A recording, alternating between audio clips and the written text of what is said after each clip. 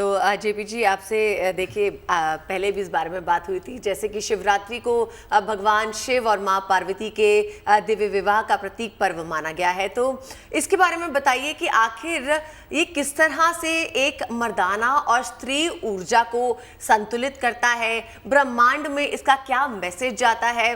थोड़ी सी रोशनी, थोड़ा सा प्रकाश। ओम गणपतये नमः। हर हर महादेव। आज महाशिवरात्रि की सबको हार्दिक शुभकामनाएं। देखिए, यहाँ जो आज ये उत्सव मना रहे हैं हम, ये त्यौहार नहीं है, ये हमारे घर में होने वाली वह घटना है जिसे हम हर वर्ष इस तरह मनाते हैं कि हमारे बाबा की आज विवाह की लीला आज अपनाई जा रही है। अब इस स्थिति में सबसे महत्वपूर्ण बात है कि आपने जो पूछा कि एक पुरुष और स्त्री का मिलन एक विवाह के रूप में होता है, इसीलिए शिव ने यहाँ अर्धनारीश्वर रूप धारण किया और अर्धनारीश्वर रूप में उन्होंने प्रकृति को एक संदेश दिया कि संतुलन किस तरह हो। यहाँ पर हम सबसे महत्वपूर्ण बात ये देखते हैं कि यहाँ पे नंदी भी हैं और शेर भी हैं, यहाँ नाग देवता भी हैं, उनके गले में विराजे, और मूषक भी हैं।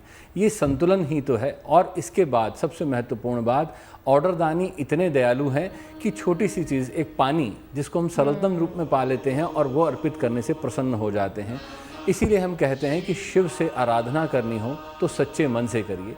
अगर आज आप शिव को आराधना करने के लिए किसी तरह से भी आप चाहते हैं तो सबसे पहले अपने मन को शुद्ध करिए, किसी के लिए दुष्भाव मत रखिए। सबसे पहली बात है, अगर आज रुद्राभिषेक कराते हैं तो ब्राह्मण को उचित दक्षिणा दीजिए और उसके बाद उनके चरण वंदना करिए और उसके बाद शिव से प्रार्थना करिए। कारण क्या है, आपकी जैसी श्रद्धा होगी वैसा ही आपको फल मिलने वाला है। अगर आप ये सोच रहे हैं कि बस मैं जाऊं, एक लोटा पलट दूं और जाके कहूं शिव जी मेरी आस्था पूरी कर दीजिए, मेरी प्रार्थना पूरी कर दीजिए, तो ध्यान रखिए वो भोले जरूर हैं, वहाँ वो अनजान नहीं है आपके हृदय से। तो इसलिए ये श्रद्धा विश्वास रखते हुए उन बाबा के चरणों में नमस्कार करना है, अर्पण करना है। और जैसे बताया प्रतीक जी ने, बहुत सुंदर यहाँ पर गन्ने के रस से अभिषेक करिए, बहुत सुंदर है ये। कारण क्या है, जैसी मिठास है, क्योंकि आप जैसी मिठास वहाँ दे रहे हैं वैसे ही लौट के आपके पास आनी है, आपके जीवन में वहाँ सुगंधि भर जाएगी, मिठास भर जाएगी। जी, कि आज के दिन जब भक्त मंदिरों में नहीं जा पाते और अपने घरों में ही पूजा अर्चना करते हैं, तो ऐसा क्या करें कि उनकी पूजा सफल हो? देखिए, महादेव की आराधना करने के लिए कुछ भी ऐसा करने के लिए नहीं जरूरी जिसमें आप ये कहें कि हम कोई ऐसी तपस्या करेंगे जिससे महादेव प्रसन्न हो जाएंगे। आप अपने घर के ईशान कोण में बैठ जाइए पूर्व मुख होकर और महादेव का पंचाक्षरी मंत्र ओम नमः शिवाय का जप कर लीजिए। महादेव इतने में भी प्रसन्न हो जाते हैं। आप रुद्राक्ष धारण कर सकते हैं घर बैठकर, ओम नमः शिवाय के लिए रुद्राक्ष की माला ले सकते हैं। और ख़ास तौर पे अगर आप छोटी सी चीज़ मैं आपसे कह दूं कि यहाँ पर आपको कुछ नहीं करना है, आप जाकर नंदी बैल को जाकर चारा खिला दीजिए या कुछ भी आपके घर में है उनको खिला दीजिए, उससे भी महादेव प्रसन्न हो जाते हैं। घर बैठकर भी महादेव को प्रसन्न किया जा सकता है, पर मन चित्त शुद्ध होना चाहिए।